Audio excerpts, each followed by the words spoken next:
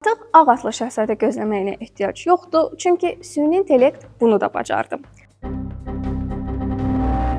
Amerikadakı son tədqiqatların nəticəsi göstərdi ki, cütlük terapiyasına gələn cütlüklərin 30%-dən çoxunun artıq süni intellektlə münasibət var. Maraqlısı isə budur ki, cütlüklər bunu xəyanət kimi yox, emosional və seksual ehtiyaclarından doğan tələbat kimi görürlər. Bu isə özlüyündə belə bir sual doğurur.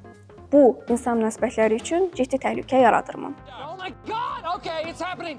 Everybody stay calm. What's the procedure, everyone? What's the procedure? Calm. Hazırda göstəricilər həyəcan təbili çalmır. Ancaq hər halda bundan ən çox təsirlənən gənc nəslin nümayəndələridirsə, demək onların indi real ünsiyyətə ehtiyacı var. Süni intellektlə olan ünsiyyətə yox. Bəs siz necə düşünürsünüz? Bu insan münasibətlərinə faydalıdır, yoxsa hələ zərərlərini gələcəkdə göstərəcək?